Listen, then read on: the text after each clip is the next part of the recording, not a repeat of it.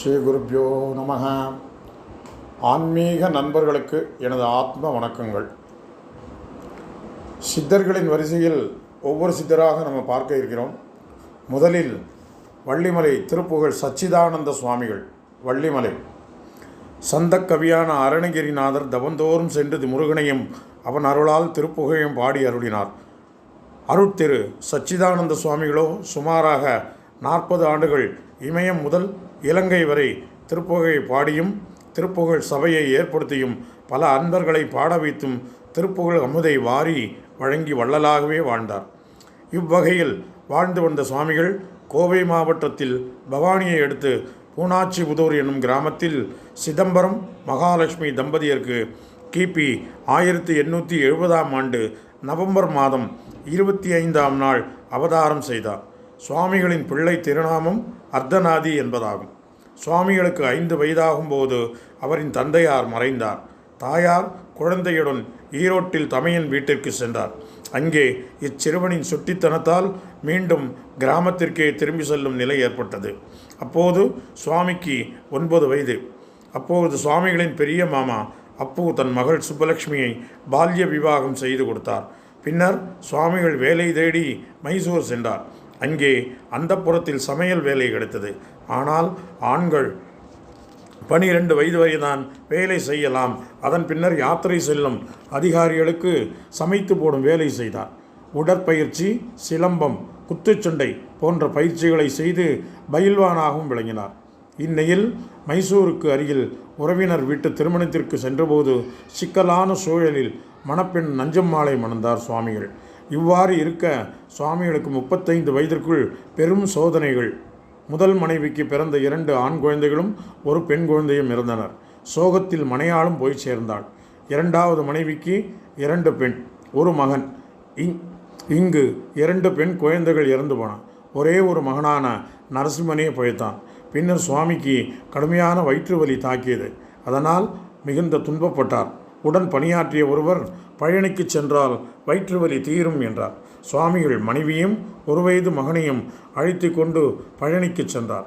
கோவிலுக்கு செல்லும் வழியில் சுவாமிகளின் மனைவி அணிந்திருந்த நகைகள் களவு போயின. ஆனால் ஒரு அதிசயம் நிகழ்ந்தது. பழனிக்கு வந்தவுடன் சுவாமிகளின் வயிற்று வலி குறையத் தொடங்கியது. முருகன் மீது பக்தி மேலோங்கியது. சுவாமிகள் சில காலம் அங்கேயே தங்கினார். அப்போது சுவாமிகளை அனைவரும் மைசூர் சுவாமிகள் என்றே அழைத்தனர்.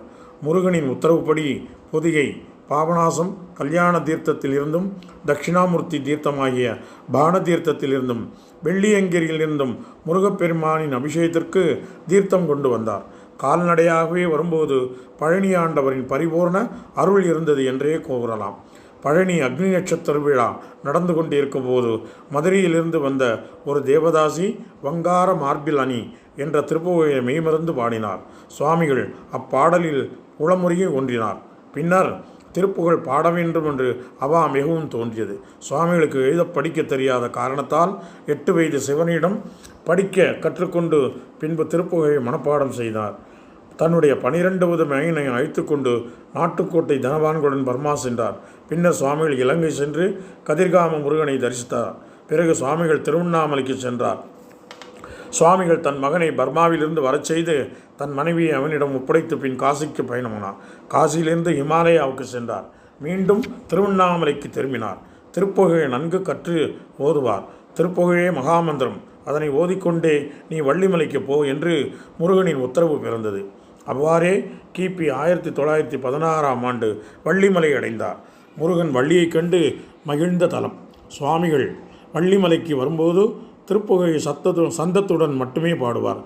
இத்தகு திருப்புகையின் சக்தியால் தவயோக நெறியையும் திருவருளின் பேரொழியும் வியத்தகு ஆற்றல் நிறைந்த சித்துக்களையும் பெற்றார். முக்காலமும் உணர்ந்த ஞானியாவே வழங்கினார். கைவிடப்பட்ட நிலையில் உயிர் பிழைத்தோர், தீராத நோய் தீர்ந்தோர், மகப்பெரு பெற்றோர் என சுவாமிகளால் ஏராளமானோர் வாழ்வு பெற்றனர்.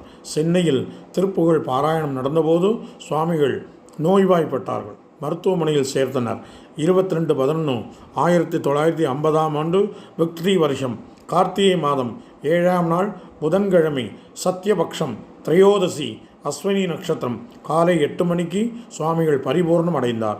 சுவாமிகளின் ஸ்தூல திருமேனி அன்பர்களால் வள்ளிமலைக்கு எடுத்துச் செல்லப்பட்டு சுவாமிகளால் செப்பம் செய்யப்பட்டு திருப்புகழ் பாராயணம் நிகழ்ந்த குகையுள் சமாதி வைக்கப்பட்டது. சுவாமிகளின் சமாதி வேலூர் அருகே உள்ள வள்ளிமலை என்ற ஊரில் முருகர் கோவில் மேலே உள்ள மலைக்குகையில் சமாதி உள்ளது. வாருங்கள், தரிசிக்கலாம். சுவாமிகளுடைய அருள் அனைவரும் பெறுக.